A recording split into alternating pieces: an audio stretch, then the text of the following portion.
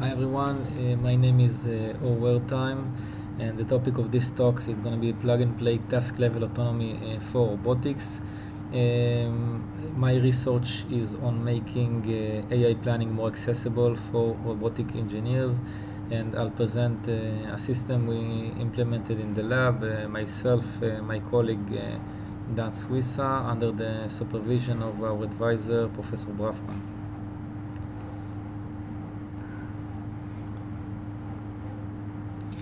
So the agenda for this talk, we'll start with some background about the current state of affairs in developing autonomous robots, the gaps we found.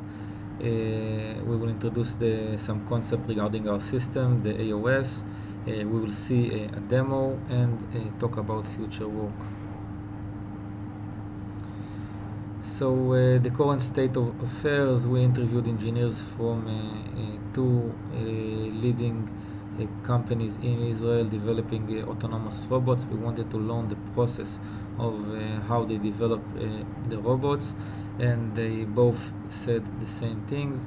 What they do, first of all, they implement basic robot skills, things like navigation, arm manipulation, object detection, and after they implemented these skills, then they implement a scheduling mechanism, something to control the different skills to achieve a high-level goal, like we see in this example, to collect toys to a basket. Now this is a real challenge for them. And what they do, they use either automatons or behavior trees or just write code.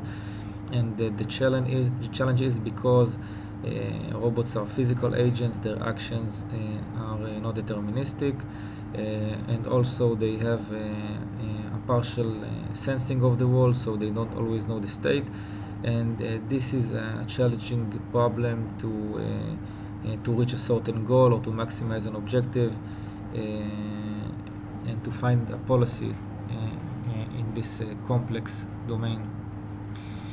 And even after they succeeded to write something and conducted enough experiments, then if something changes in the robot, like a hardware upgrade for the arm, or maybe the environment change, we don't have one basket but two baskets, or a software upgrade for a skill, then sometimes they need to do everything from the beginning, and this is a big challenge for them. So the question is, why don't they use AI planning? They can use the domain-independent algorithms in AI planning, the different skills with their parameters. There will be actions, and AI planning can also handle partially observable probabilistic domains with the probabilistic action effects. So why don't they do it? And so we tested this, and what we saw, that there are a few gaps that making it a challenge for engineers to use such systems. First of all, planning problems, which is the input for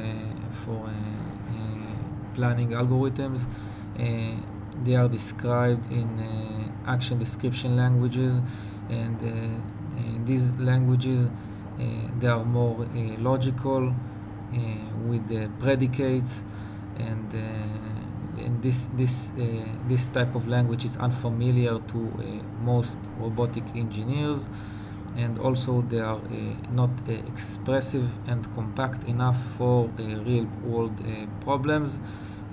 There are expressive languages like RDDL, but it's not the same as working with code, and this is what the robot engineers are used to. Second is the abstraction gap. The robot code is very low level, a lot of variables, and the planning problem is something more symbolic. And when you want to decide that you want to apply an action using the planning algorithm, then eventually it needs to be to activate a code with certain parameters, and this abstraction gap is a challenge. We reviewed and experimented with planning and execution systems, and we saw that there is limited support for stochastic partially observable domains, and also there is a significant integration effort. We experimented with the ROS-plan, and it wasn't simple to achieve what we wanted.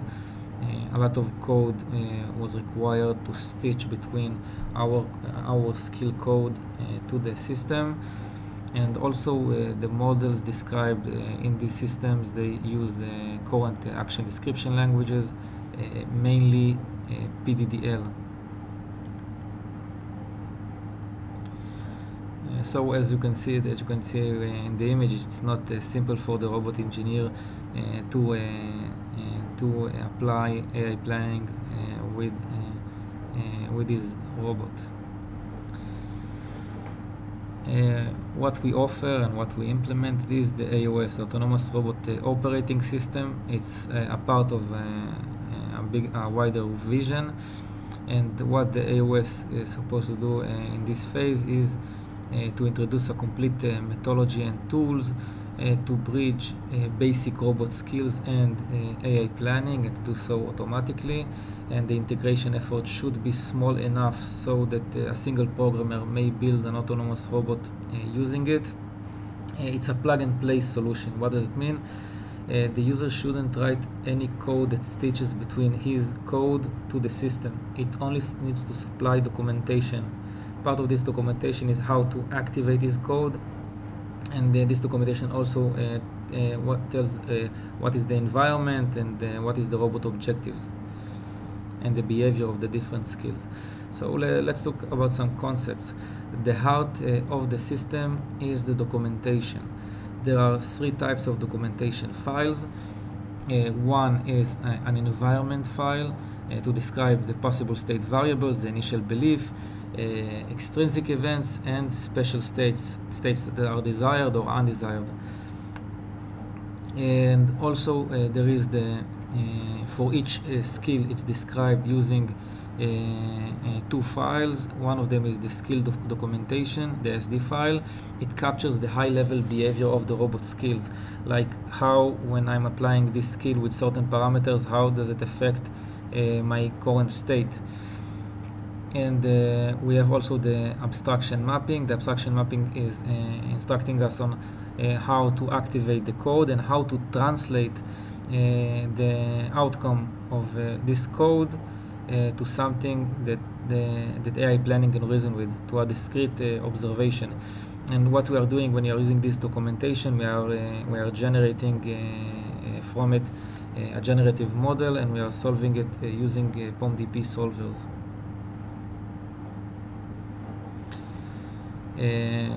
How does it actually happen? So we expose a web interface, and when we receive an integration request, then we auto-generate a code and compile and run it based on the documentation. And I want to show you a demo on how our system is working, and just to get a feeling and so how things are running. So we implemented a robot that is playing tic-tac-toe, and so what we need to do, we ourselves were the robot engineers, so we implemented two basic skills, one to draw a circle in each of the grid cells, and the other one is to detect the current state, and when this state changes, to report the current state of the board so that the human player can play.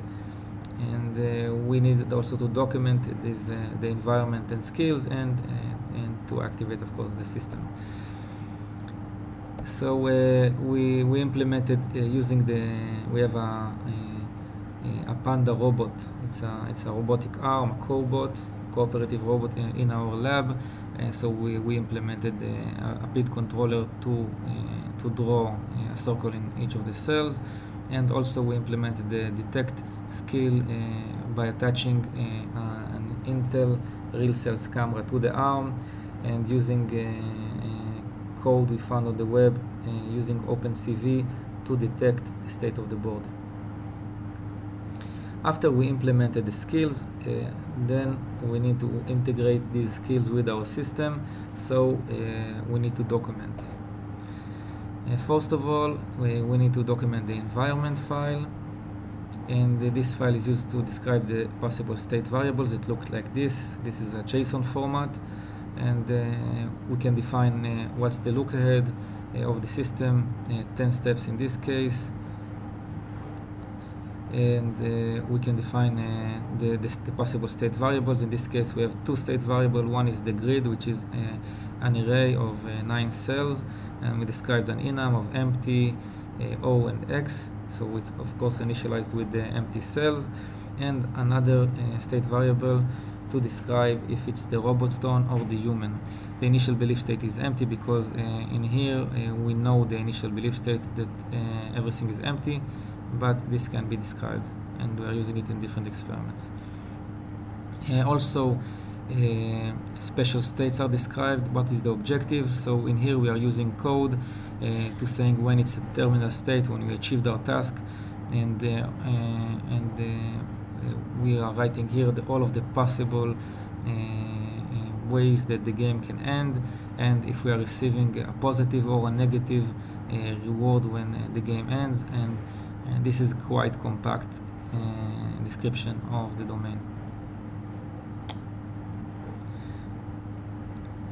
And also there are extrinsic changes, changes in the world that the robot didn't invoke. And in our case, there is the human player. So we are saying if now it's not the robot tone, then what we did is that we are initializing an array of the possible empty cells and randomly selecting one of the cells. So this is how the robot thinks that its opponent is acting. And next I will show how the skill documentation of the draw action is described. We will only see the documentation of this skill. So the SD file, it's used for two things. One, the possible parameters for the skill, and this is translated to the actions, the possible actions in the planning domain, and what is the dynamic model, how when I'm applying this action with these parameters, how does it affect the state. So we can see here that we have one parameters called the O cell P, the cell position, which is an integer. Of course, there is the option of describing custom types, more complex type, but in here we're just getting the feeling. And also there are the possible parameter values, and the user can write a code to add a tuple for each possible set of parameters that the system can consider when activating this skill. In this case, we have a single parameter, and we are simply initializing it with 0 to 8.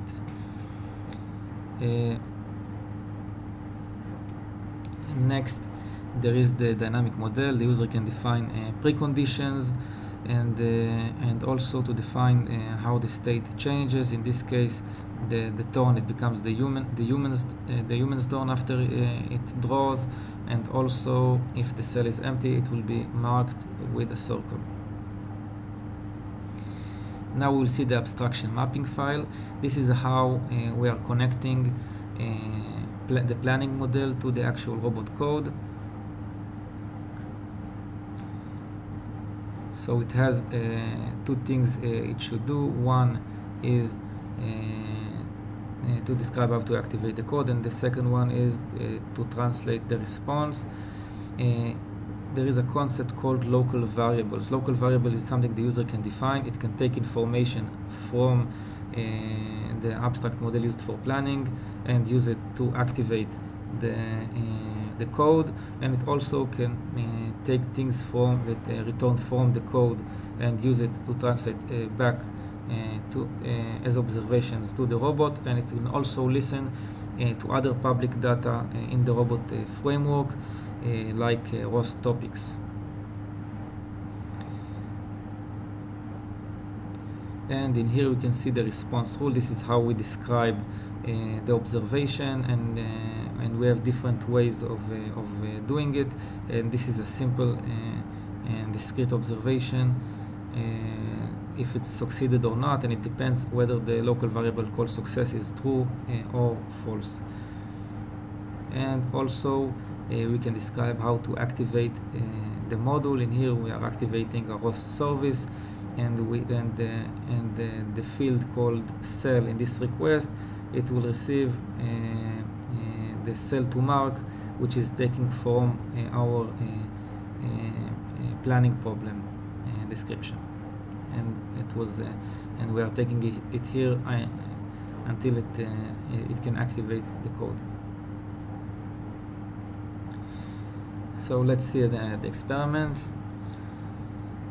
And here we are running our server and sending an HTTP request. It's building the problem and running it, and next the robot is initialized. It starts with the center, and it's acting in a reasonable way for a human. It's not a complex problem, but we can see it's acting in a sensible way.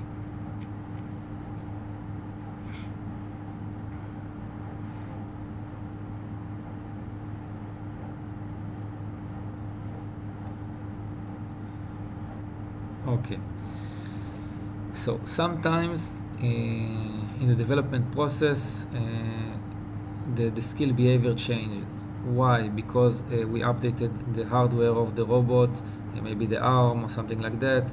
Maybe the skill software was update the code.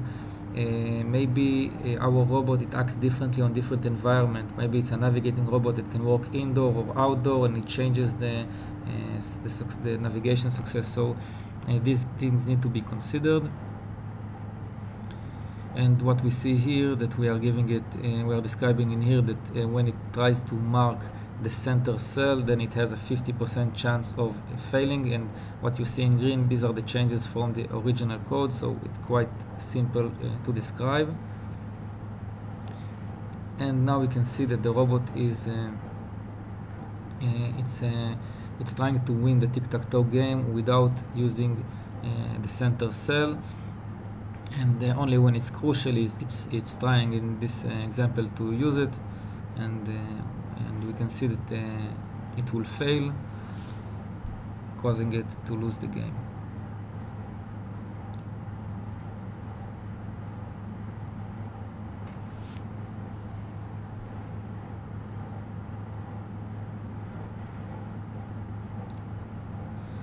Okay, sometimes we want to change the objective of the robot. Why is that? Maybe the robot engineer received an instruction from the product manager. Maybe this robot is supposed to handle different user preferences. So what we did here, we wanted to change the game, and now it's not a regular tic-tac-toe. Now when you are marking a corner cell, you will get 1 point for each adjacent cell marked with your symbol, and also the opponent will receive a point for himself. And so in here we can see that there are different special states, we call them. Why is that? It's because we also allow the user to define a one-time reward, and since it only receives one time every type of these rewards, so in here we are describing all of the possible states, and we can also see that it's quite compact and flexible to describe real-world problems.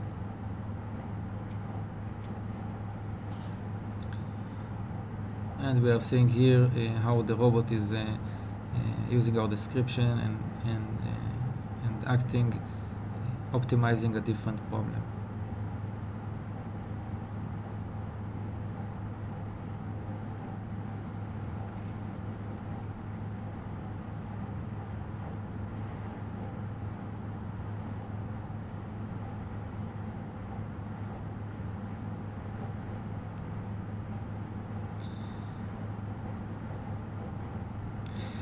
Okay, so what we're planning for the future, we want to integrate deep reinforcement learning to receive improved policy with a higher quality. We currently use the POM-CP solver. It has its advantages, but also its limitations. We want to improve usability. We conducted a user study, and we want to conduct more and to improve the usability of the system and to improve also the things we support, like concurrent actions and other aspects. And we also want to integrate learning the model parameters. As we can see that the robot engineer wrote that there is a 50% chance of succeeding in the center cell, but maybe he doesn't really know the distribution of the environment, which is very likely. So we want to collect robot experience and to learn a posterior on these parameters, so we can improve the robot behavior from its experience. Thank you very much.